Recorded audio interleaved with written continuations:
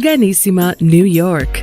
Your exotic skin, hair, and beauty source, and your one-stop shop for all your natural and organic skin and hair care, featuring authentic organic Moroccan oil and prickly pear seed oil and much more. Bringing you only the best, straight from the source and proudly produced in the USA.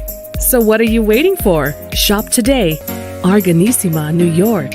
Your beauty is our duty.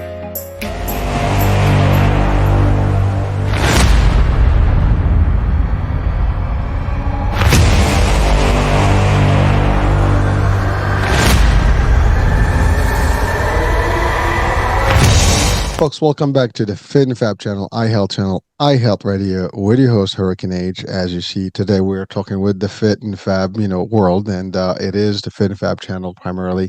But fitness, health, wellness, it's all one. And again, all the concepts that we have in life do have to touch on our key core elements of health, and you can't have that really without some sort of fitness. And we can talk about that, on and on and on. Now, with me today, I have someone who is joining us from the future. And, I have to say that I love it. I don't know why, but I can't help it. But whenever I have someone from Australia, it is evening here, it is morning there. And future hopefully is bright and beautiful, and so that's how we want to hope. But it is winter there now, so I don't know. The weather may not be as great. Depends on the side of the continent, I guess, where you're at. But so our guest today is a worldwide life coach, personal trainer.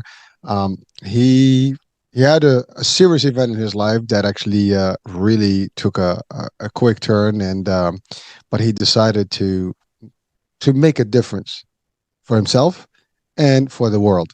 And he's been doing that for over 13 years now.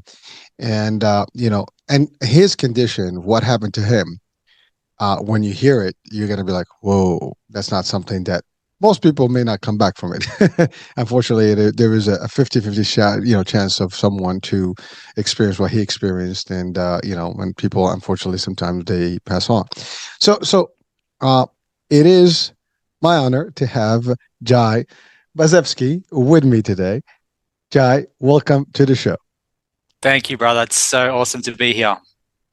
Listen, man, we've booked this. I'm excited about it. When I connected with you and I saw the story, and the work you do today, in a way, just listening to you today, and I'm sure that people are going to watch and listen right now, they can at least take one thing in their life, is that there's hope.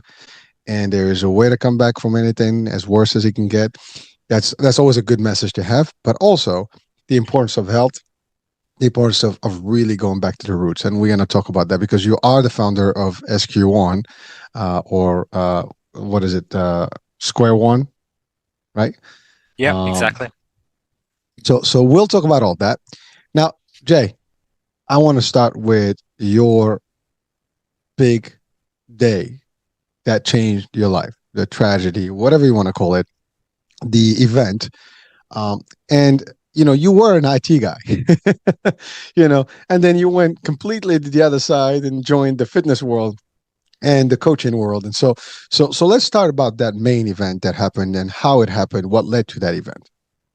Yeah, well, it was in 2008. I was 27 years old, and I was working in the IT space, and actually wasn't overly happy with how my life was playing out. I wasn't overly passionate about my career, and I was looking for change, and I was looking for fulfillment. And unfortunately, I was looking for happiness in the wrong places, the places that were actually giving me more pain.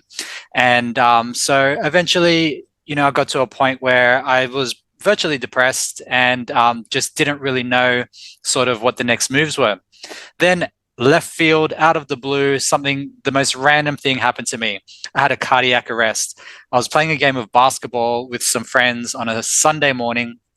I'd been out the night before drinking with my friends, so I was hungover. I didn't take care of my body at that time. In my 20s, I thought I was invincible. I went to the gym and stuff like that, but I never really paid attention to my diet or my health overall. It never really had that insight about longevity and just living healthy. And so I would just do whatever. And So I'm playing basketball and my heart rate starts to just erratically beat out of the blue, just crazy, like just wild. And I couldn't do anything to stop it. So I got off the basketball court and I tried to calm myself down, and I'm sweating, I'm lightheaded, heart rate's just doing this crazy thing. Take myself home, have a shower, have something to eat, try and meditate, try and do anything that I can to just try and defuse this feeling that I have. And hours and hours went by. And then that evening I had dinner with my family. So I'd gone to my brother's place with my parents and we're having dinner. And then they could tell that I was completely off. And then they're like, what's going on? And then so I explained to them how I'm feeling. And then they got, scared, and they're like, oh, we need to go to the hospital. There's something really wrong with you. And then, that was the last place that I wanted to go. And I just was like, no, I'll be okay. I'll be okay. And then my mum was just getting, very scared and very upset about it all. So she called our family doctor. Our family doctor said to her, convince him to go to the hospital. So she gets off the phone and she's like, look, the doctor said, this is what we should do. If there's anything that's weird with your heart, then you don't take any chances. And at that time, I thought to myself, I still thought I was going to be okay. And I thought, you know what, I'm just going to put their minds at ease, and just for their sake, let's go and do it and I'll be fine. And so we go to the hospital and then they check me in, and then they think I'm on drugs. So they're, drilling me about what drugs have you had? You can tell us, we've told your family to leave the room so that you can let us know. We're not going to let them know what's going on with you, And so I had to convince them that I hadn't had any kind of drugs and that I didn't know what was happening. So, and during this time, now I'm starting to get anxious because this feeling is like, I think I'm getting anxiety on top of it because their doubt is making me scared, because I thought they would come in and say, oh, you're fine, or something like that. And so they're confused. I'm confused. I'm getting anxious. I've got this problem going on. And so I said to them, like, maybe half an hour has gone by at this point. And I said, guys, like, what are we doing here? Like, you're going to have to do something. And I said, I'm getting really anxious. And they said, okay, look, we can give you a drug that will stop your heart, but your heart will start again immediately straight away. It's for people that have a arrhythmia issue. It stops and starts and then it resets. And then they asked for my permission if I wanted to do that. And I said, sure, let's go for it. If you think that that's going to fix me, then, I'm going to just take your guidance from this point forward. So they're like, all right, cool. So they give me this drug. It was through, a needle or whatever. And then I don't even know what it was to this day. And then out of the blue, that's it. That's the last thing I remember. I fall into a coma. So my heart is still doing this crazy, erratic, high beat. So I'm at like 180 beats per minute or something like that. And now I'm in a non-responsive coma. So they have to put a ventilator in to keep me breathing. And this goes on for 8 minutes while I'm in this coma. And then after 8 minutes, my heart rate's climbing. And then I just flatlined. So I was clinically dead for 3 minutes. In that 3 minutes, they're trying to revive me. So they're keeping the ventilator going, keeping me alive. And then they defibrillate me with the paddles. So they shock me, nothing happens. They do it again the second time, and then bam, that's when I come back. So 3 minutes go by, they shock me back. Now my memory kicks in. I jump up out of the bed, and I didn't know that I had a ventilator down to my chest, and so I'm choking, and I'm trying to breathe through this thing, and all I could feel was, I actually thought I was like just vomiting everywhere. I wasn't, but that was the feeling that I had. And I knew that there was something in my passage, but I had no idea what it was. So my instinct, within a second, before they could even react, I grabbed this thing and I just tear it out of my chest. And they lost their shit, man. They were like, whoa, like you just did some major damage right now, most definitely. So then this nurse, I just remember these big hands on my chest, and he just pushes me down onto the bed. And he's like, we need to x-ray your chest. You've just torn your trachea open. You ripped the ventilator out, blah, blah, blah. And in that moment, I felt like I was normal again. Like I checked in on myself, and I was like, I remember asking myself, is my heart doing that weird thing?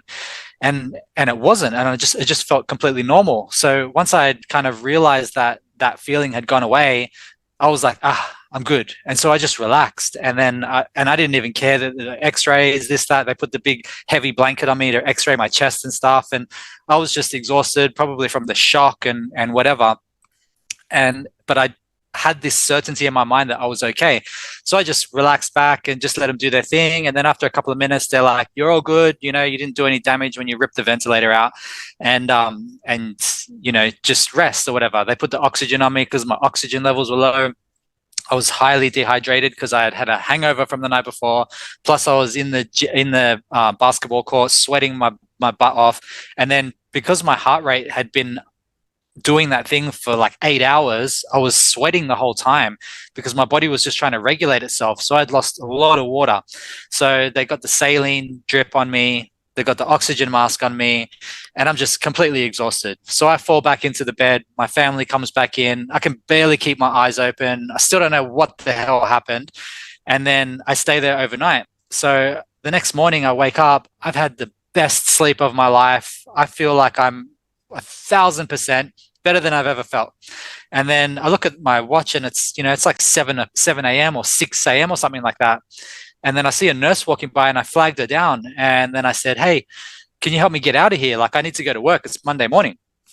And then she laughed at me and she's like, "Buddy," she's like, "you are not going anywhere." She's like, "Do you know what happened to you last night? Do you remember what happened?" And then I was like, "Oh, it's a bit kind of hazy. Like, I know why I came in and I know that I feel okay now." And then she's like, "Look, you fell into a coma. We had to put a ventilator in you. We had to defibrillate you. You were clinically dead for 3 minutes. We've been monitoring you all night. We don't know why it happened. We're not going to let you go until we figure it out." And I was like, "Whoa, okay." And then when she told me that and started running me through the story, then my memory started to come back over that time. And then I was like, yeah, I remember now. And then so I'm there for 4 days and I feel fine the whole time. I feel completely normal. And I'm just bored. I got family and friends coming to visit me. We're having a party in the room. There's like, my whole basketball team comes in. Everything's fine. I just feel like normal. And then after 4 days, the cardiologist comes in. He sits on the edge of the bed, and then he's like, "All right, Jai." He goes, "We've been monitoring you for the last 4 days, and this is what we think is the situation. We think that you have a very rare heart condition that was triggered from pressure, stress, anxiety, whatever it was, and this thing happened. And there's two ways we can deal with it. We can medicate you for the rest of your life," which I'm just totally not into that, "or we could have surgery and it's a one-time deal and you'd never have to be medicated after that. You can get the hell out of here and we don't ever have to see you again." And I was like, well, both options suck, obviously, but I opted for the surgery because I thought, like, I just want it to be, done with. We're not. Yep. Yeah. So I go in for the surgery like a week later. They do that. I go home. I'm recovering for like 3 months. They go in through the groin. So they wind up these wires up into the main artery, get into your heart.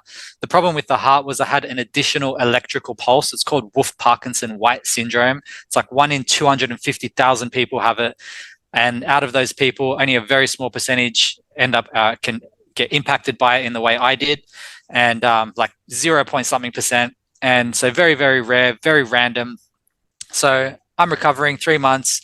I go back to work one day on my first day back to work. And then I get home that afternoon, call from the surgeon. "We've been monitoring your ECG results. And unfortunately, we don't think we actually fixed the problem. We need to do the surgery again." I was like, "Oh man, you're kidding me." At that point, that was my lowest point, because I thought that this was just going to be a problem that's just going to keep on coming back until I die. And I actually thought that I was going to die because I was very scared about the surgery. It really challenged me mentally to even do the first one. And then to go and have to do it a second time, I was like, man, I don't think I'm going to make it. Like, legit thought I was not going to make it.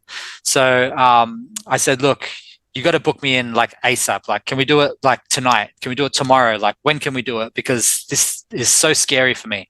And then he's like, "Look, I can get you in next week." I was like, "Book me in. Let's do it." So he books me in, and then I get off the phone, talk to my family about it, and then I said to them, like, "Got to go again, blah blah blah." I go upstairs. I have a shower, and in that time, I'm in the shower, and then the emotions just come out, man. Like I'm crying, like just it's all coming out. I'm doing the whole why me? I'm not meant to be alive, like this is gonna kill me. I'm only 27 years old. Why? Right? And then while I'm in the shower, I'm just like, I can't do this for the next week until I go into this surgery. Like this is gonna kill me, just this alone. So I said to myself while I was in the shower, I said, okay, when I turn the shower off, emotions are cut. I'm just going to put it to the side. I've committed to the surgery. I have to do it. And they're going to fix me. And I just have to be positive about it. And like, I just have to switch off until it's done and just be positive. Right. And then, so I stayed in the shower a little bit more. I let all the emotions come out, get my hands on the shower, tap things, turn it off, boom, cut. I go downstairs. I talk to my family. I say, look, guys, it's booked in for a week. I'm really scared. My emotions are really high. I said, we can't talk about it. Like, I don't bring it up. Don't show me your emotions. I know it's tough for everybody, but like, we just have to just not think about it, not talk about it. It's going to get done and we'll be okay. And they're like, yep, 100%, we got your back. So the week goes by, I go do the surgery. I get in there, the surgeon comes in and he's like got his clipboard and he's like, all right, Jai, now we have to talk about the risks involved in this surgery. I'm like, dude, you got me in here a second time. I'm in this bed. Let's just do it, man. And then he's like, okay, all right, cool. So they get me in, get the surgery done. Thank God, all sorted out. They got me fixed and I've never had a problem ever since then. That was 2007, 2008. So I go home, another 3 months recovery. The mental recovery was a lot longer because I was scared to get my heart rate up. I was scared to elevate it. Anytime I had an irregular heartbeat or any kind of like heart palpitation, I was like, oh shit, it's happening again. So I went to for my final check with the cardiologist and I told him my concerns. I said, look, every now and again, like I feel like a little beat, and then he's like, you're so tuned into your heart now. He said, every living human being on the planet has an irregular heartbeat, but they're not tuned into it like you. So they don't even notice it. He goes, everyone's heart does that. He's like, you just need to relax and, just have the faith that, you're all good. He goes, we'll stress test you now. He goes, if anything goes wrong, you want it to go wrong here because we'll save your life. So they put me on the treadmill and then I'm like, all right, like I just had the mindset of like, let's try and break it. If it's going to break, let's break it now. Otherwise, who knows what could happen. So I get on that treadmill and I'm just saying to the lady, faster, cranking it up. I'm running my ass off, man. I'm running so hard. And then after about 5 minutes, she switches it off. She's like, you're done. And then go back to the cardiologist. He's like, you're perfect. He's like, we fixed you. He goes, I never want to see you again. Get out of here. And I was like, thank you. Right. So then I get out of there. And then, the whole experience was just so wild that it just transformed the way I see myself, the way I see everything, the way I see life. I have such a deeper appreciation for just living, because of coming so close to death. It really makes you appreciate life so much more. And that's when I thought to myself, I'm not going to waste another day feeling depressed, feeling pissed off, feeling angry, feeling anything that I don't want in my life, gone. So the first thing that had to go was my job. And I was like, I hate this job. This job sucks, right? It was great at first. I did it for 13 years, but towards the end, I was like so over it. And I'm like, this job's got to go because it's killing me. So I thought to myself, what the hell am I going to do, right? And I wanted to be a business owner. I wanted to do my own thing. And I'm looking up like buying franchises and, I looked into buying a Subway franchise and then I looked into a lawn mowing business and all this random stuff. And I'm like, I'm not interested in any of that. And then I was thinking back and I'm thinking like, what am I really, really interested in? And I remember when I was in high school, I wanted to be a personal trainer. And I ended up getting into this IT career because I got offered a traineeship like when I was 19, 20 years old, and I just went for it. It was just like something that got handed to me and put in my lap. So one thing led to another and I had this career, but it wasn't something that I was like seeking out, but I actually wanted to be a PT. So I thought, oh, maybe fitness is the way to go, because when I was in hospital, I was like, I was in the waiting room for surgery and I was looking around and there was like 8 or 9 other men and they were all in their 50s and 60s and they were all in the cardiac ward. So they were going in for surgery as well. And these guys looked terrible. They were overweight, out of shape. You could tell they didn't have a healthy lifestyle and they were having like triple bypasses and pacemakers and transplants and all this crazy stuff. And I'm in there waiting, and then the psychologists were coming in, and they would sit down with them. They'd pull like the shower screen across, and they'd have these therapy sessions with them where they're preparing them for death. And I'm listening in on this, like I'm a fly on the wall, and they're saying things to them like, have you spoken to your family about what would happen if you don't make it through, and this kind of stuff? And my mind's just blowing open. And I just had this epiphany at that time, and I thought to myself, you know what? Prevention is the cure.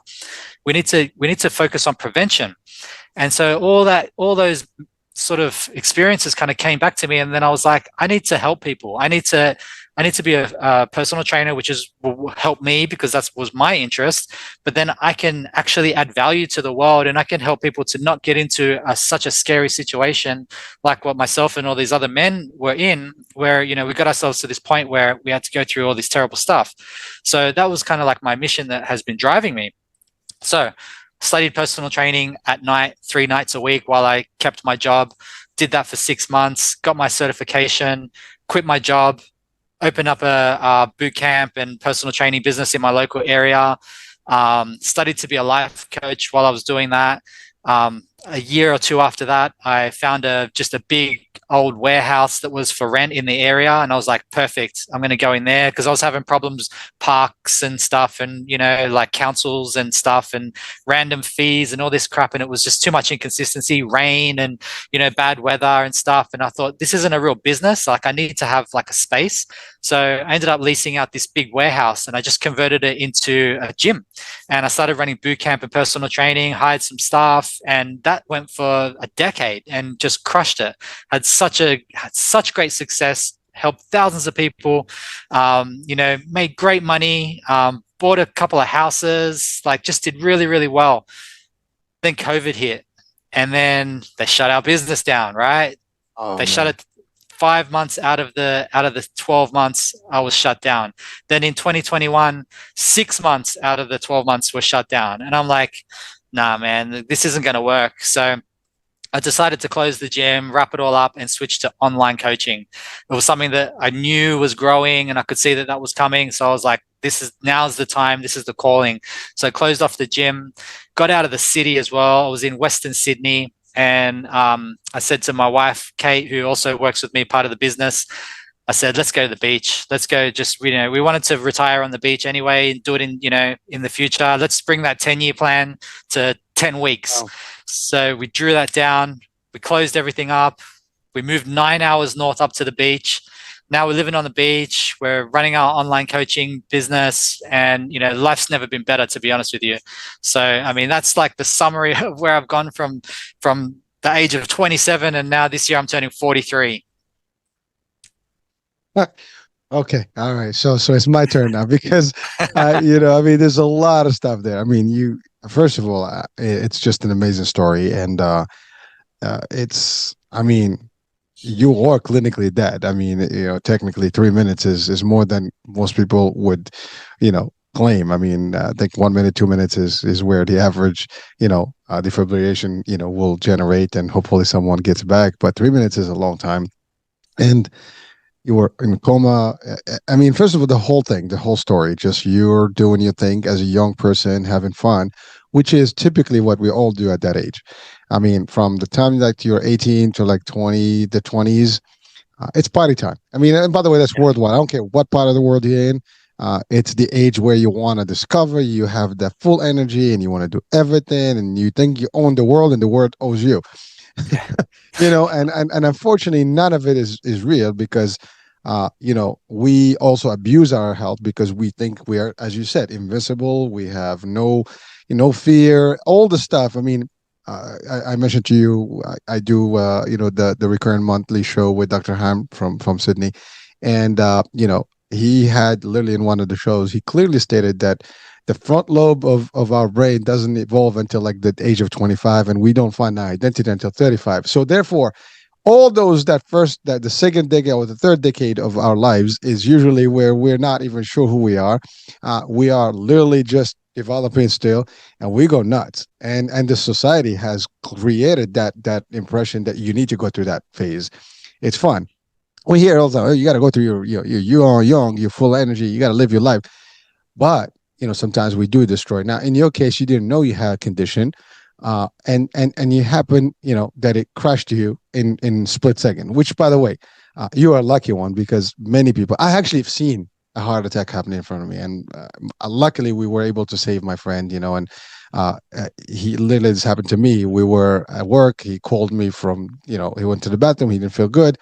He called me and said, I don't know, call, come check me out. I check him out. He was literally drenched, and he had chest pains and everything. We called, 911 here. They came in. We grabbed him. I went with him in the ambulance. Let me tell you something. As soon as we get there, he's like, we got lucky. The ambulance had an actual doctor in it. And there was just that the hospital was doing this thing, during that time. And they had a doctor that's just going through the neighborhood. So luckily he had a doctor, and this doctor was actually a specialist. He's like, dude, you're having a heart attack. And so they jumped him right into the ICU. Boom, in surgery, all that good stuff happened. Literally an hour later, he was actually, with stents in his heart and things like that. He had an actual heart attack. No cardiac arrest, but it was brutal. You actually went beyond that. Not only you had all the symptoms of a heart attack, you actually had a full arrest. I mean, your heart stopped. I mean, and stopped for a couple of minutes, which is, again, that's why, as the prelude, I was just, alluding to the idea that it is a 50-50 shot. When someone's, having a heart attack, they don't come back. Um, so that's like you had a second life, if you want to call it. It's not a second life. I mean, if you have a belief or faith system, you know that it's not the time. You're still here for a reason, and the purpose is that what you've achieved beyond that.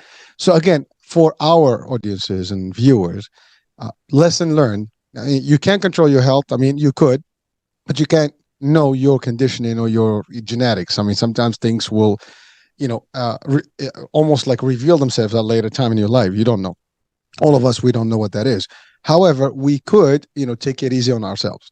And again, as a message to our youth, and, listen, live your life. Nobody's going to tell you not otherwise, but, do the right thing by yourself. Again, you were having a party and you were doing stuff, and we all kind of went crazy. And I guilty as charged. I mean, I've had those days myself, and, but I was always part of the fitness stuff. But even this, you were fit, you were actually doing your stuff. But like you said, you were not taking care of all of it. You had a different perspective in life. And that's the other thing. At that age, you're full of life. You think, life is in there. And we all had to go through that. I'm in the 50s now. And I can tell you, when that age, you don't think about 50. You don't think about that age. You don't think about the future. You just think about the moment and you enjoy it. You can plan stuff, but it's different. You're just like in the moment, and you're full of life, and you think the end, is not near. But yet every one of us has that moment where it could be any given day. And I love what you said when you did say about when you said that about those 50s. I felt it. Yeah. So that's my crew, right? And but you're right, though. I mean, it is a difficult. That's like you're in the, I mean, I think that's half a century. So therefore now, you're probably on the incline in terms of age, curve, right? But it's how you feel. It's the life that you have led, today to this point and how is your, I guess, habits, whether it's sleeping, working, eating, the different things that you put in your body. All this stuff does contribute to whether it's stuff. Now, of course, there's the genetics. There's other things that could be a reason why someone can have a problem with the heart or something else. But again, just for our audiences, I mean, this is a health and wellness and fitness show, and again, your health is everything. Because if you go, if your health goes, there's nothing you can do. I mean, and so one thing you talked about is you got into this job that was not for you. You did it because it just happened. And that's reality also. We have this is very common. Most of the people watching and listening right now are doing something that's probably not their passion. That's probably not something that they wanted to do. They just had no choice to do because they need to make a living. And that's the first opportunity. They just got into it and they stuck with it. And there's the fear that if I leave, I might not be able to restart. If I leave, what can I else do different? There's all these questions that come in mind. Now, if you're younger, you might not have the means and therefore you're stuck. And when you're younger, you tend to work more. And companies will tend to actually take advantage of that. you have energy, they'll do that. Like I remember when I started, I started my career path, I was 23. Literally, I started before, but 23 is when I started in the industry that I'm in, the healthcare industry. And I can tell you, originally, I was working 7 days. I was literally going crazy because I wanted to get to the next level and the next level. And to get to the next level, you got to prove that you earned that rank. And so, therefore, you could do more and more and more to get there. But what detriments? I mean, there is ramifications to all these things. Now, I happen to love what I do, so it didn't stress me. I had fun with it, but not everybody has that. Yeah. Okay, and even with me loving what I do, you love what you do, but sometimes you may not love who you work for. Or your leader or whoever. I mean, not leader; those will be bosses. A leader, if they're good leaders, you will want to work for them. But so these are some of the things. So at the end of the day, it doesn't matter. Is it worth it? You're working and you only get a couple of weeks vacation. You're working and you don't have enough sleep. You're working, you don't have time for yourself. You're working, you're barely eating food correctly. You're just shoving food, behind a desk, for like 2 minutes because you just want to finish and go to, or you're going to a meeting and just crashing food right there while you're like, I'm talking, on the meeting and just grabbing a couple bites. That's not a living, right? That's a Mm. problem. And we all guilty, in this society today. Well, I would say all, I wouldn't generalize, but a lot of us are in Mm. that same cycle and circle, if you want to call it. And it's a painful place to be. And we tend to, sometimes we sacrifice, I need this, I need this, but we eliminate other things in our lives. For example, working out, gym is important, movement is important. You eating correctly, sleeping correctly. These are all things that sometimes we decline or even just not even have in our system because we are not really paying attention to them. We're focused on career and more money and more money. But what happens? I mean, in your case, God forbid, right? It ended then, you would have just basically be gone, right? That's not, and your family would suffer a lot of things, but you're full of life, you're full of energy, you're full of this stuff, And so now, again, in your case was specific, but some people actually get stressed, some people get anxiety, some people do it to themselves. They find themselves either, like to your point, obese, heart issues, things like that. And it's very difficult to come back. I mean, you are younger, your resilience and your body is going to recuperate, a little different than someone who's in the 50s or 60s, right? So that's also stuff. So if you're destroying your body to a point, there may be a point of no return, and then that's done, right? So again, I'm just covering some of the elements that you've talked about and the importance of knowing these things. At least, sometimes this is not something new that we're talking about here. I mean, your case is very new in terms of like what happened to you, very unique. It's like a horror movie. I mean, that would be a good movie actually, like a Yeah. drama movie. I mean, we can dramatize this, But it's amazing that we go through things, all of us, we don't realize how close we are sometimes to the end. And only when you reach a certain point where in life, when you can appreciate what you had, what you didn't, and understand, like, I need to adjust life, I need to do things differently, and it can be done. You are good proof that you made the tweaks. And I love what you said. You went and got your certification. You worked, 3 days a night until you got your full certification, all that stuff, and then you moved into the. Again, that's the other thing. You don't have to do this overnight. You Mm. just have to make the decision that it is what it is. I got to move on, but I got an exit plan. You got to have a way of getting out, and you start working that change, slowly but surely, and whatever it takes to get it out. Eventually, you're going to get what you will love. And you did it. And by the way, I love what you had as a mission is that I want to do something I love, but I also want to help people. And Yes. and you did that, right? And so that's the other thing. When you do something that you love, but at the same time you help others, it's got a beautiful feeling to it, right? It's an important feeling. So again, as a summary to my point is that, folks, if you're any age group, you got to take care of yourself. One, two, if you're young, don't destroy yourself and think that you're invisible. Things can happen. And overnight, things can turn bad. So again, it's just a reminder for all of us, as a matter of fact, at any age group, at any point, it is something to just keep in front of you. Like, enjoy the moment, do the right things. Yes, are there cases where you can do all the good stuff and still have a bad outcome? That could happen. At the end, it's life. But if it's all law of averages. If you do it all right, there is a good chance you're going to be a better place. If you do it all wrong, there's a good chance you're going to have. Now, do we have extremes in both ends where someone does it all wrong and they live forever? There is. Is there someone that does it all right and they drop dead? There is. So, but those are your like extreme cases. The average is, it's very known. You do it right, you get a right outcome. You do it bad, you get a bad outcome. So again, that's just that.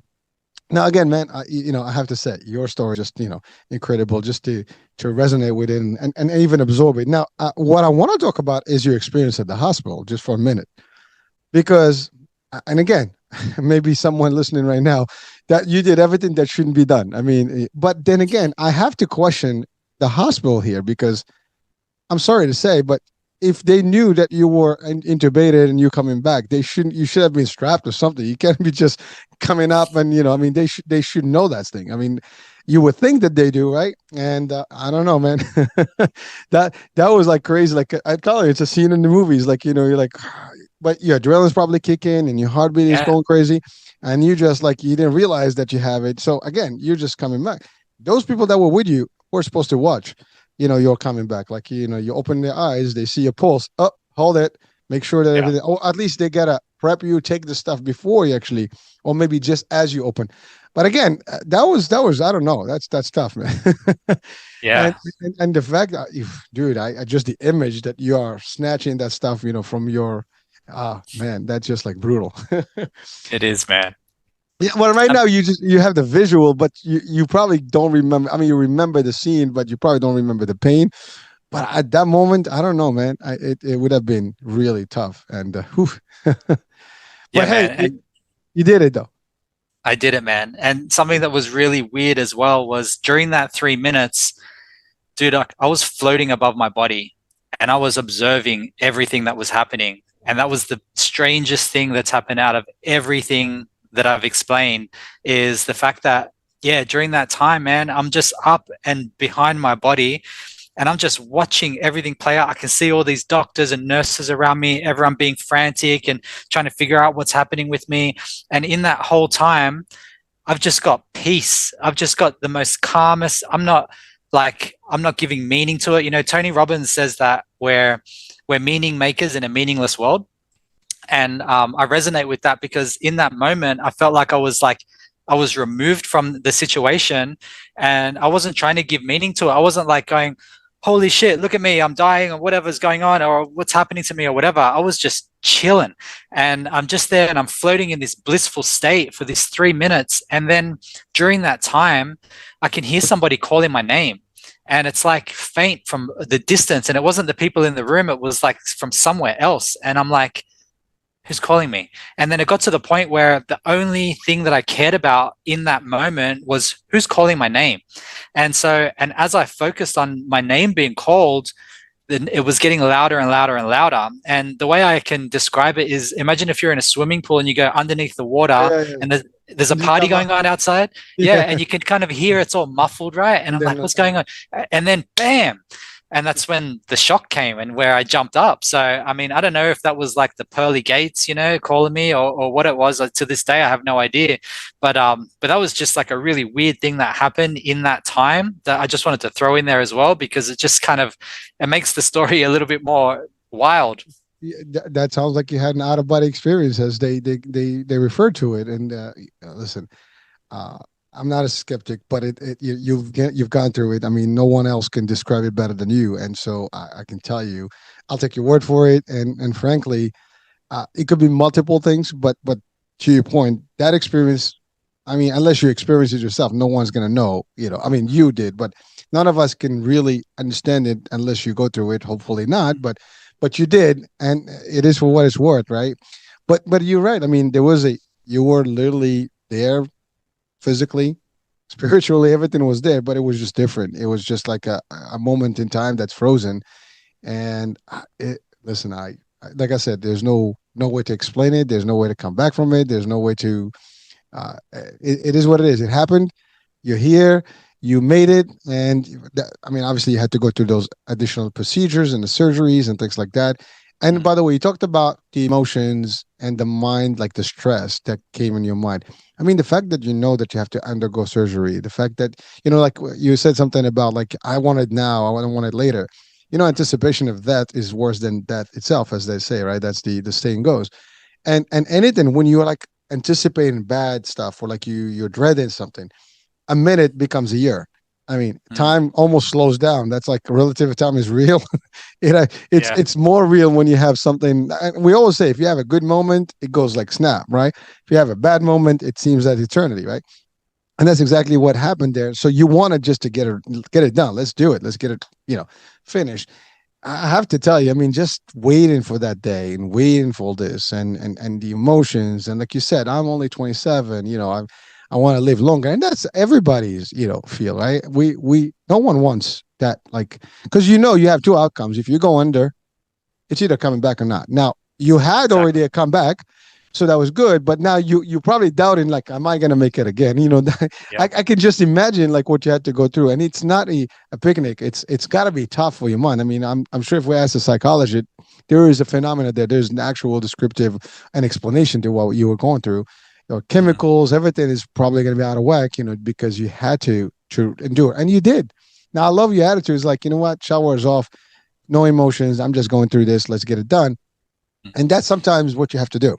It is what it is. You face the reality and you move on. Because if you start, doubting and you just questioning, it's not going to end. And by the way, this is not just for your case. This is sometimes just for life stuff. If you start looking at the worst case outcome, you're just going to drive yourself nuts, and you probably can gear towards it, as opposed to just take the best, shot, make the best, potential hope, positive, thoughts that you can have, and just go with the flow. And it for what it's worth, it is what it is, right? You had to go through it. I mean, it's either that or you're going to suffer for a long time, or you can cause another, cardiac arrest, or get pills as the doctor gave you. You can be medicated for the rest of your life. Now, medication for the rest of your life means destruction of other, organs of yours, liver, toxicity, and all this stuff. Not going to be fun, and no one wants that, right? And by the way, drugs can be addictive. There's other, side effects to them, and no one wants that. Now, if you can get out of them, Scott, like literally, like you just clean slate, that's what you had. That's perfect, and you did. Now, now let's talk about your business. You started in the business of fitness. Now, I love it. You started a small boutique. You went to a big, warehouse, which I love that concept. And then COVID hit. And by the way, you're right. One of the worst, businesses that got affected by COVID was gyms worldwide. Yep.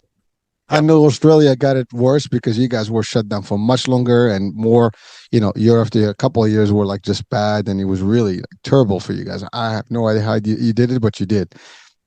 In the States, we had it for a couple of weeks and people were nuts. I mean, they were going crazy, right? You had it for months at a time. And so it's amazingly, it is tough to endure all that. And yes, and that's one of the businesses that took the latest, time to come back. I mean, gyms pretty much were not allowed to resume activities until like it was later on in the game. I mean, everything else started and gyms came later. So that's probably brutal. But I love what you said. You adapted with the times. Technology helps you. You can do the virtual stuff. And so you took it on the ground, like a lot of businesses did that. And you did. And so now your concept for that is to go back to the roots of things. You call it what? Square one? Yes. What is that? What is the full name of the concept that you have? Yeah, so it's Square One Fitness, and we abbreviate it nowadays to SQ1 just because it looks cooler. It's cool. But but it's Square One. So there's a few kind of elements to that. So the first element is coming back to the foundations to build that foundation and then grow from there. Because a lot of people just skip the foundational stuff, like what you mentioned about just living that healthy lifestyle, going to the gym, training regularly, eating good food, doing all that kind of stuff. And then the other part of it was me going back to my square one as well from, back when I was in high school and I wanted to be in fitness. So for me, it's like I'm going back to my square one. So it's kind of like a play on both sides of it. And I thought, wow, this is a cool concept. So and it gives me like a little story that I can share to inspire my clients and my audience as well, and say, look, I've taken myself back to square one, and I'm going to help you take your health back to square one and build it up from there. So that's kind of where the name came from. And I like it. I think it's cool. Catchy, man. I love it. It's simple, but really has a huge meaning to it. It has a good sense, and it really resonates well with the concept. I mean, again, you and I, we had a brief discussion before the show, is that, sometimes when you get tight and things, always go back to the root of things, like to reset. Let's go to the beginning of things. How can we reset? Now, it's never too late, by the way. That's the other thing. Exactly. For anyone that thinks that, I'm 40, I'm 50, I'm this, I can't go back, oh my God, I'm out of shape.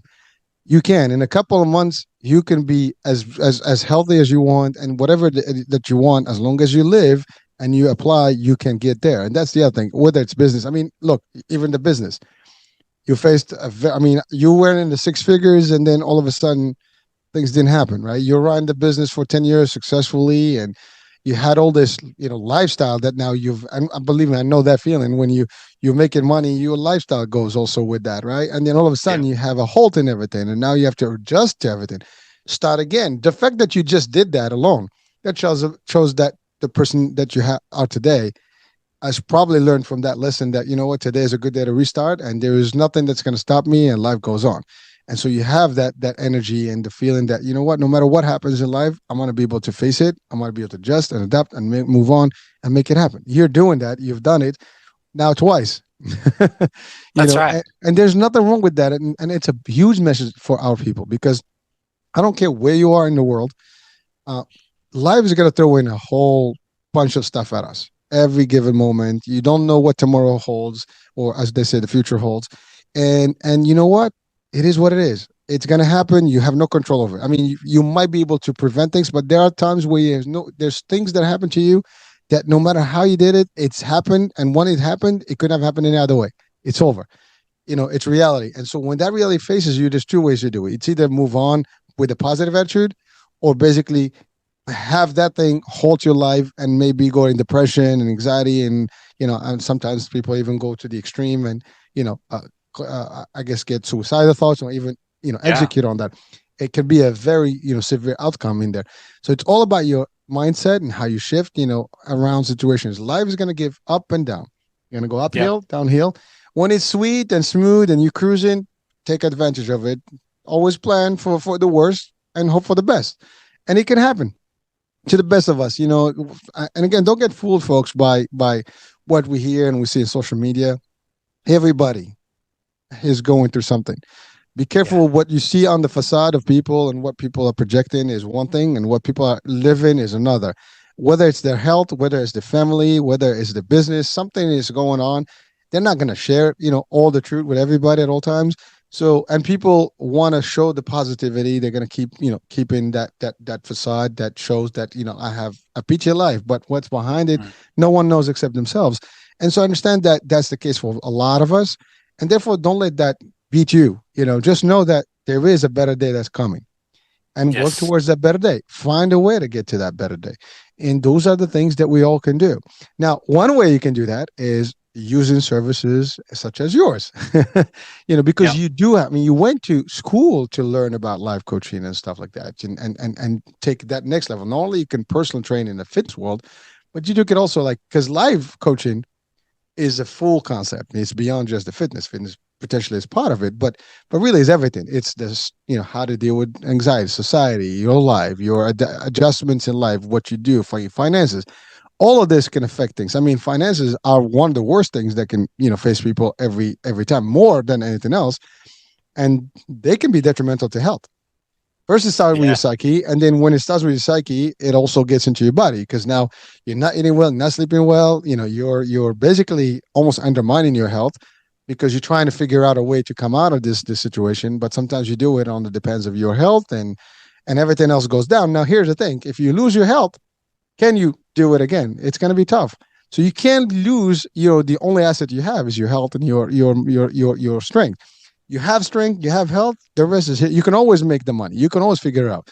You can't figure out if your health is gone from you. You could potentially, but it's going to cost you, and it's going to take time. And exactly. And it's a very difficult thing. But like I said, you want solutions. There are people such as yourself. So let's talk about your services, how they work. How do you get someone, and what, again, type of clients that you have, and what do you do to help them to be better? Yeah. Well, to start off, I work with everybody. So, if you're a human being and you got 2 legs, 2 arms, and a heart beating, then I'm here for you, because, it is about life. And this is what happened to me when I first started out. So I had the personal training qualifications first, and then I did the life coaching after I'd already started the business, because it didn't take me more than a few months to realize that I didn't have all of the tools that I needed, not only for myself to keep going forward, but to facilitate that change in my clients. clients. So I then moved on to the life coaching because I'm training, say, for example, I train a lot of people that are overweight. So I'm training this girl, and she's rocking up to her PT sessions every week, and she's motivated while we're there, but the weight isn't shifting. And I know that it's the diet, and I know that she's not doing what she needs to do, but I don't know why she's not doing what she needs to do. So then I start doing the life coaching, and then it all clicks. There's a reason behind everything. So with the life coaching skills, you're able to dive deep into the reasons as for why people are doing what they're doing and not doing what they're doing. So once, in this particular case, once I had those skills, then I was able to ask the questions, why do you want this? And, what's the purpose of it? Because originally, somebody will call you and they'll be like, hey, Jai, I really need to lose, a bunch of weight. Can you help me out? Yeah, sure. And then they don't lose the weight. And it's like, but why do you want to lose the weight? Oh, because, I just don't like this belly fat, it's no good for me. Yeah, okay, I get that. But like, what's the underlying thing behind that? Like, what's really behind that, If you ask enough whys, they say the 5 whys, why? And then they give you an answer. I go, okay, but why? And then they give you another answer. Okay, but why, right? You get to the 5th why, and it's like, because I'm lonely and I want to have a partner or something like that, right? and then it's like, okay, so this is about you being lonely and wanting to be in a relationship, and you tie losing weight with you being able to have a relationship. Okay, great, let's do it then. And then so when you can then link it to the real problem, that's when you can facilitate the change. So that's kind of what I can do, is like I help people to understand themselves on a deeper level, where they can really get that, whatever it is that's going to drive them. We need to find that deep inner thing. So for me, it's longevity. After the experience that I've been through, I don't want to go back to hospital. I don't want to die young. I kind of saw all that coming into my reality, and I was like, hell no. So for me, like, I'm training every day. I've gone in the past like 2 years without even going to the gym. Now I don't go a day without going to the gym, because it just means so much to me, and it makes me feel so good every day. And it gives me confidence that I'm going to have the health that I want. Whereas if I don't do that, then I feel slow and flat and low energy, and I start to feel terrible. Then my mind starts playing tricks on me. Oh, you're not living healthy. You're not doing the right things. You're going to get sick, or and then it just ends up being a spiral. So if you can find that pain point, like your pain is actually your purpose in your life, and if you can turn that pain into your purpose, then you can transform yourself. So I always say, acquire what you admire. What do you admire in the world? Who do you admire in the world? Acquire that, and then give it back to the world in the form of you expressing yourself, who you are as a whole. And then that is going to inspire other people to then want to do the same thing. So we are all walking inspiration, whether it's negative inspiration or positive inspiration. So we need to be able to become the fullest version of ourselves. I mean, it's an appreciation of life as well. Like, you're taking life for granted if you're not living to the full capacity of what you can. And the way you do that is by taking care of your health. As you said, it is the most important thing. It is that foundation. So if we can take care of our health and really understand the pain points and the drivers and the purpose in our life, then we can tie that in with our health. We can build ourselves up, and we can actually have that life that we want. We're turning that pain into our purpose, and then we're living congruently with who we are. So I think that's a beautiful way to live life. And that's the way I try and get them into the minds of my clients, to help them understand that concept. And then that carries them forward in whatever way it is for them, whether it's for their family, to see their children grow up, to be a role model. There's so many different angles that people take. But we just got to pull on those strings. And once you can find those strings and pull on those strings, then you can get that change in people. And I think that's a big gap for a lot of people, where they don't get the motivation. Everyone's always like, I don't have the motivation. How do you have the motivation? It's finding the pain. We want to avoid the pain, but we need to actually face the pain. When you can face the pain and face the fears, then that challenges you to take action on that. So that's kind of how my approach is. And that's how I tie both elements of the life coaching and the personal training together. And then we just build out a plan, like a daily script of, how do you play out your life? What do you do when you wake up in the morning? Are you hydrating? Are you supplementing? Are you exercising? Are you reading? Are you journaling? Whatever you need to do that's going to build you up and give you that confidence. A lot of people I deal with have health anxiety, and it's because they're incongruent with what they want to be and who they are. Once you start changing those habits, you lose the anxiety because you have faith in the actions, you have faith in the steps. And the other part of having coaching as well is having faith in a system that works, like, and it doesn't even relate, it's not just limited to health, it can be business, it can be, education, anything. Like with my business, I have a business coach, and my business coach tells me what to do. He's like, this is what I want you to do. And I have so much faith in that because I've seen that work for him and for all of his other clients. And I know that it will work for me as well. So there's faith in the process, even when it feels like, today feels a bit slow. Today feels like I'm not, nothing's happening. I'm not getting enough traction or whatever. But the process works because I have faith in that process. Whereas when I don't have a business coach, or I don't have a life coach, or I don't have a health coach, and I'm coming up with these ideas, or like, I'm going to do this workout and I'm going to eat this food, but I don't know if it's going to work or not, but I think it's going to work. So I'll do it. But then you do it for a week or a fortnight or a month, and then you don't see the results like that. So then you doubt yourself, and then you're like, oh, I don't think this is working. So then you drop it. And then I need to think about this. And then you do nothing for a month, and then things get worse. And then you get to that point again where, oh, I need to do something. So then you come up with another little plan for yourself, and then it's like, all right, I'm going to do this and this and this, and then you burn out again because you don't see instant gratification. But when you can have faith in a system, in a model that works, then you just execute and you stick with it, and you got somebody checking in on you. Come on, let's go, keep it up. You just got to stick with it. That momentum is going to build with your consistency. So having that little nudge and having that system and that model, then I mean, it just takes you tenfold forward. And it just gives you that little bit extra faith, and then you start to see the results, and then you start to have that really deep faith in the process. Hey, this does work for me. This is the thing that's great, and then it goes on from there, and then you just build this crazy momentum. So I think that's kind of like how I've been able to have success with my clients. It's a lot, but it does boil down to one element, which is again your concept of square one, right? It's really going back to the root cause of things and finding, to your point, that pain point, and then working backwards from there. And I think we all humans, I think, have a similar thing in life, which is we either suffer through feelings or through, like materialistic stuff. So basically, it's either your relationship with someone or life or friends, family, or it's just your financial settings. And those are like the biggest, I think, hurdles that we all have. Because if you have those things fixed, everything else becomes easy, right? But those are the two areas where you're going to get the most, I guess, impact in life. And but you're right, it's difficult to actually fix these things sometimes. We can't always figure out things. And you hit on it right on the money there, on the concept of they try something, doesn't work, they panic, and that's really what it is. They panic because they don't see that immediate gratification, and the rest of it is like, oh my God, this is not working.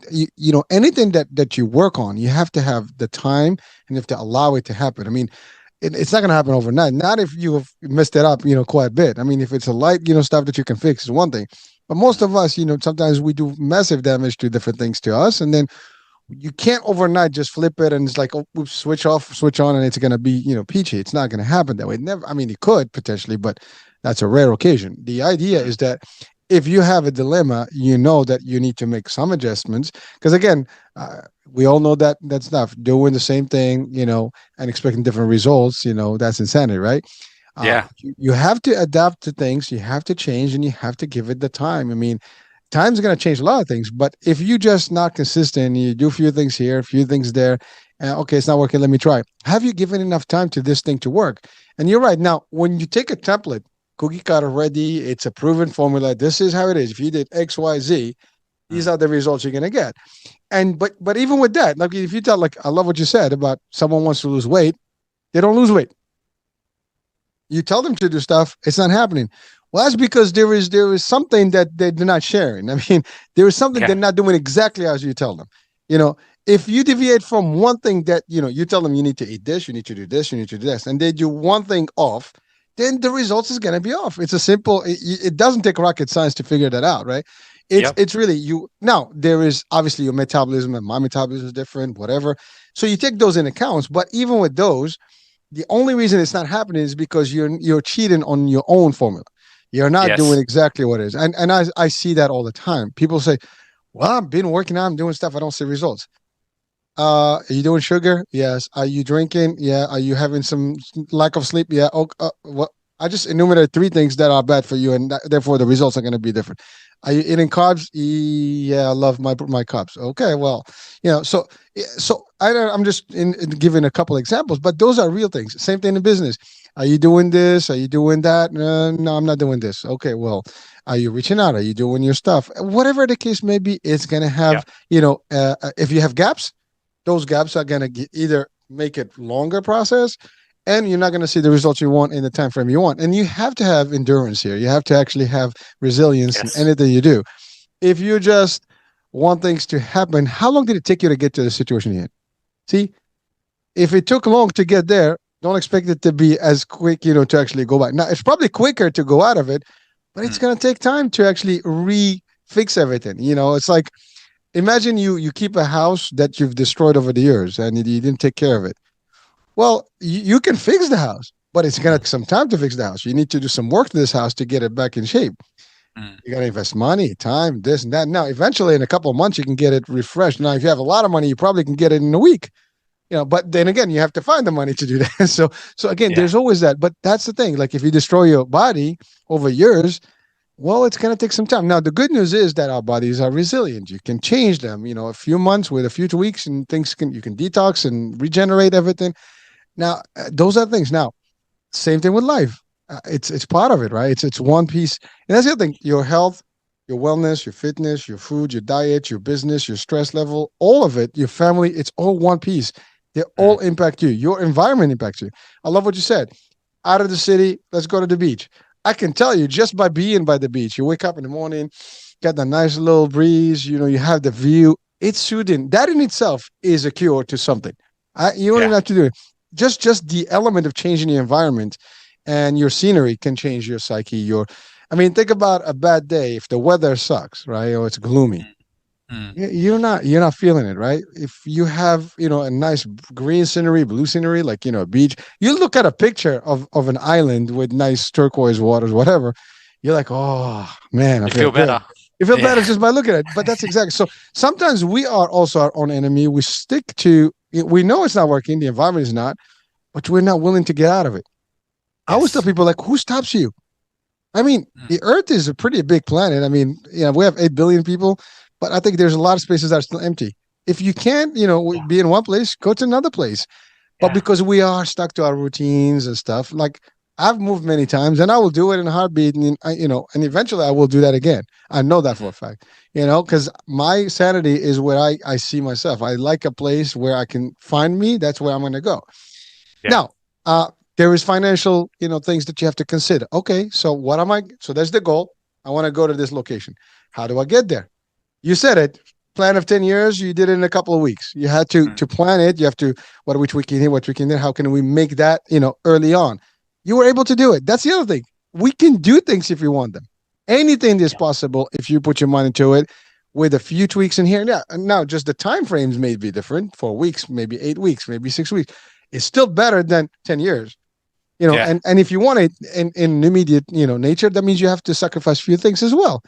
And that's the other. You have to be willing to do that.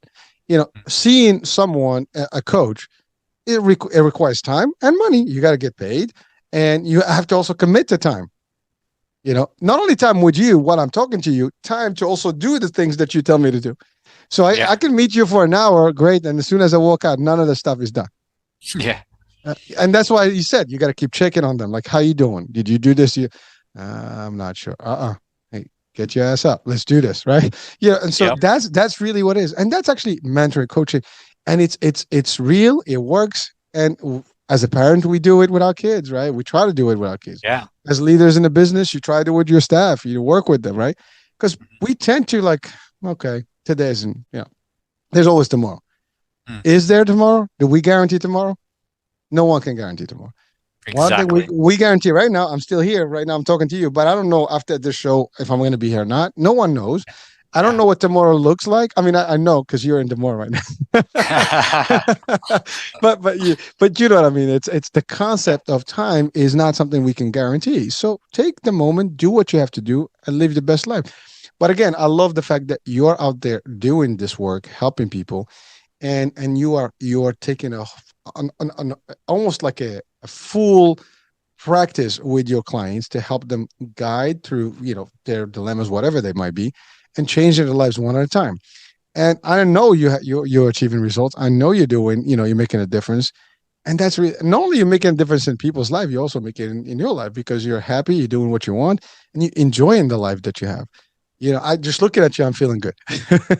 Because, because seriously, because I know that you have that energy, that you're good where you are. Now, is it a facade? I don't think so. It is you because we're having to see. It's different. We're talking right now. There's an energy exchange, right? If I were in the room, it would be much better, obviously. But even here, I can see that you have the passion at what you do, and that's something you cannot fake. Sometimes there's no way to fake. I mean, you can be an actor. That's another story. But it takes a lot to do that, right? But in reality, if it's something that you do every day, like you say, if you say the truth, you don't have to remember anything, right? Because that's it. That's the reality. You know it. Yeah. You don't have to make up, the actual script here. You're doing it because it's you. I'm doing it because it's me. I believe in this concept. Actually, I use this concept for my own to keep me motivated and going. A true story. Every day I'm listening to all my podcasts, not mine and the ones that actually playing on the radio, on our radio. And I'm actually absorbing all that stuff from everyone. Yeah, I'm learning all the different things, and I'm admiring my, the podcasters that are on the radio because I listen to their stuff. It's really powerful stuff, And it's like it's all that. It's like feedback. I mean, I'm getting all that feed, right? It's like it's cool stuff, and just pumping. It keeps my morale, better. It keeps my mind, in a better place. It keeps my health in a better place. Sometimes I get lazy. I hear something like, I got to do better. Yep. I'm just about to eat something. Nope, no sugar today. So I mean, believe it or not, these little things, we are always, marketing suggestions, right? It's hypnosis in a way. Well, it's the same thing.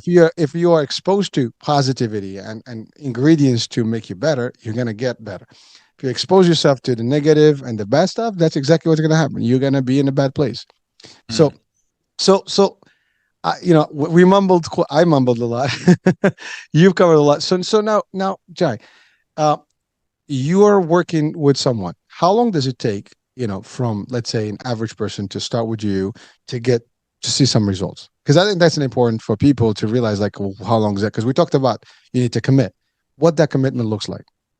Yeah, I mean, if you can follow through on the plan, then usually you personally start to notice a difference in about 4 weeks. You feel your clothes are different. You feel different. In about 6 weeks, 6 to 8 weeks, other people start to notice the difference as well, right? And then in about 3 months, it's just a game changer. So that's kind of like the timeline. If you're following the flow, it's 4 weeks, 8 weeks, 12 weeks, and you're in a transformation.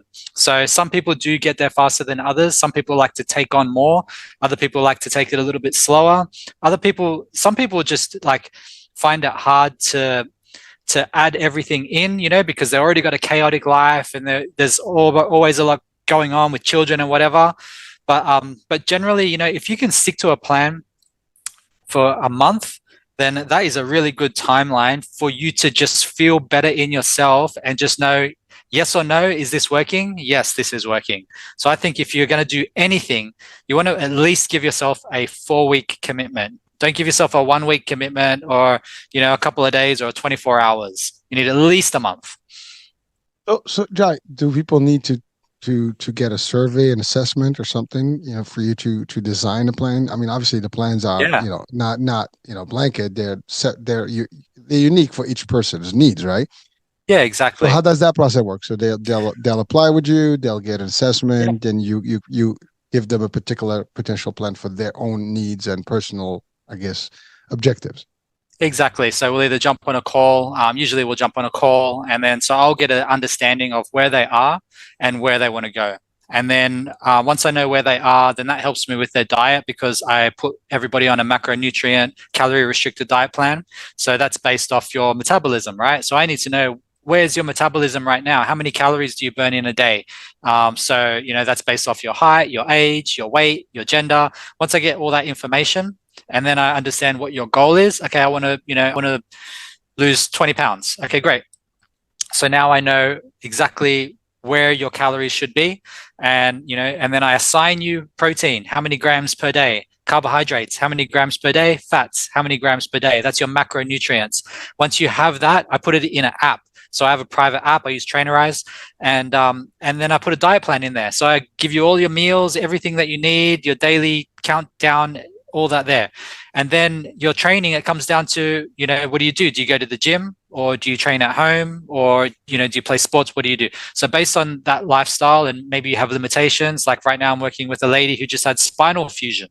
So she can't do a whole lot other than the rehab exercises that her physiotherapist gave her and getting on an elliptical machine. So great, I get that, and then I put that into the app, and then that's your workout plan, and I hold you accountable to doing that, because you know probably just as much as I know, you go to a physiotherapist, they give you a bunch of exercises, and then you don't do them. So I hold them accountable to that. And then once they progress through that, we move on. So usually a workout plan will go for around 12 weeks, and we just tweak. So the first week is always chaotic, because the first week you don't know how they're going to respond. You don't know, you know, what their limitations are in terms of coordination. You know, maybe you give them an exercise, you know, like a bench step up, and they just have really poor balance.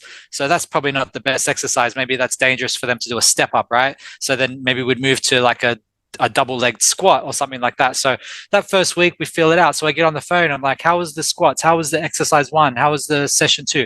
You know, and then I get that feedback, and then together we make the adjustments. Some people have anxiety and fears around just exercising because I'm unfit, you know, so they don't have that confidence to get in there and just burn themselves out. So, okay, great. Why don't we just start with walking for 30 minutes every day, and then we'll progress from there.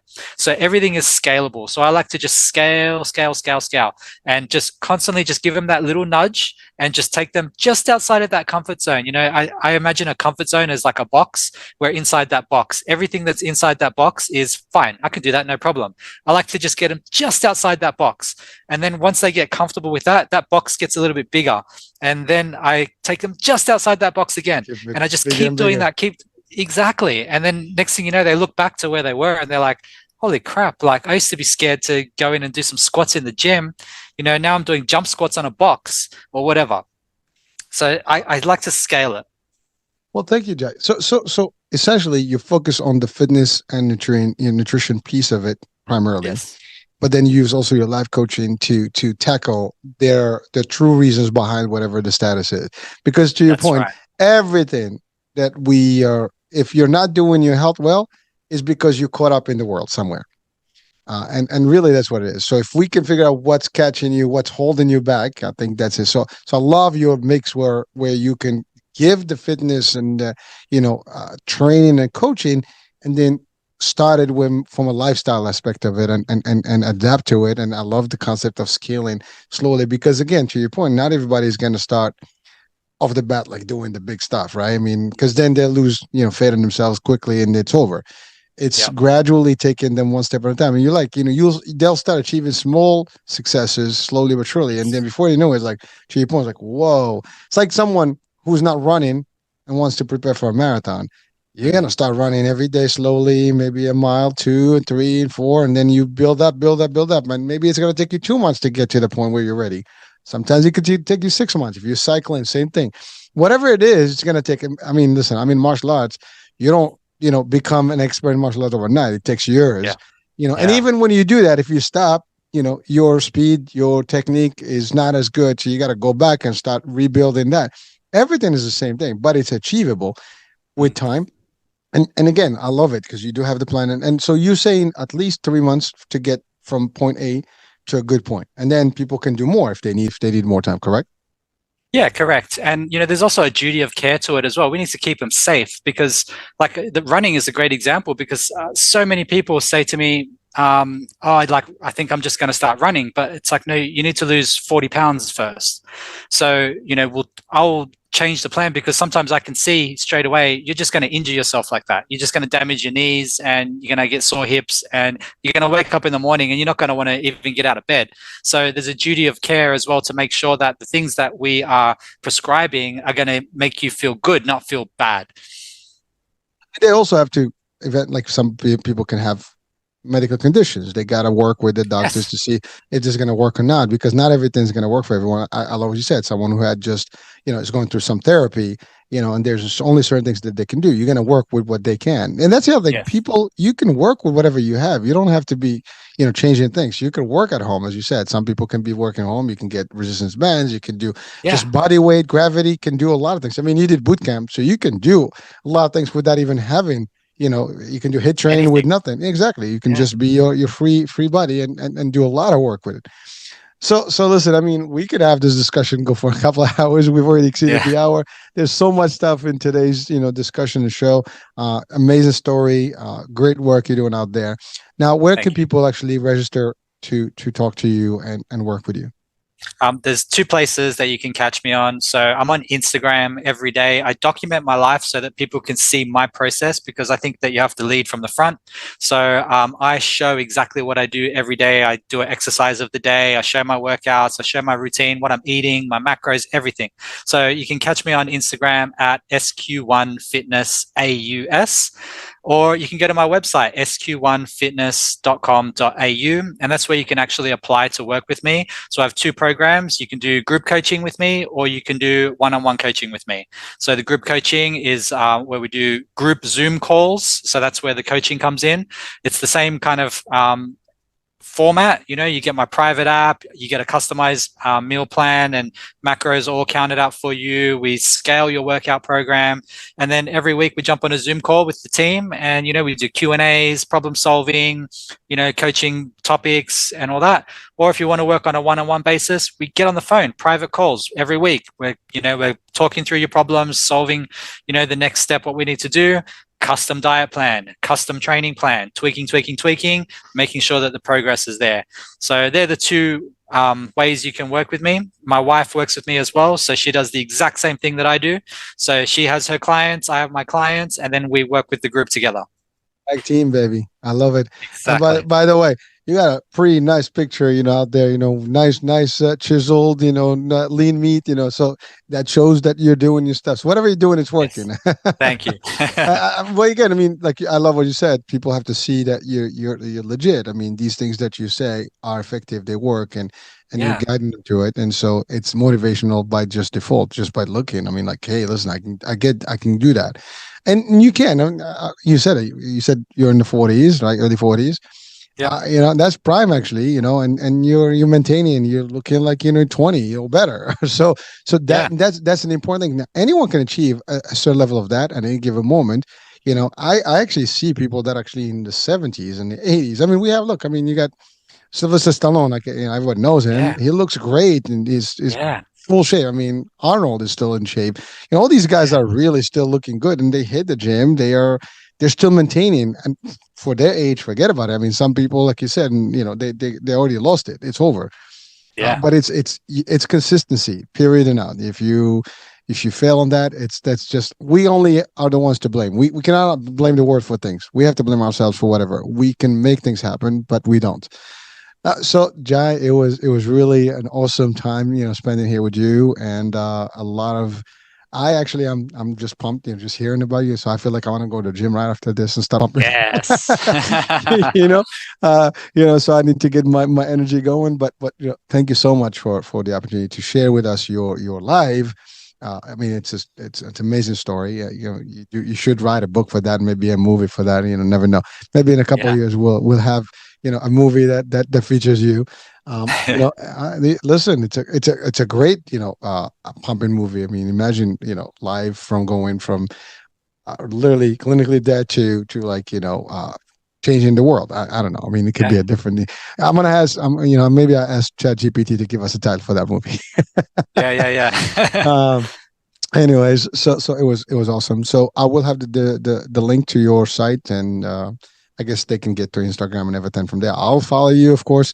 And so let's stay in touch. I love it. Yeah. And so, folks, I mean, you heard it all, the story, but also the work that's being done here, and you have a solution. Now, you work with everybody around the world, right? It doesn't have to be in Yeah, specific anywhere. It doesn't matter, right? anywhere. Yeah. So there you go. Now that we live in this global village I call Earth, and so we call Earth, I guess. I didn't come up with a name, but certainly, everybody can reach out to you and benefit from the work that you do and help them. So Yeah. that being said, any last words of wisdom to share with our audiences before we close the show? Yeah, I think that turn your pain into your purpose, as I said before. That's the main thing. Turn your pain into your purpose and acquire what you admire. It's a tagline, man. All right, folks, there you have it. Turn your pain into purpose, and that's it. I'm Hurricane Age. I hope you enjoyed today's show. We'll be talking soon. New day, new show, new topic, new guest. Bye for now.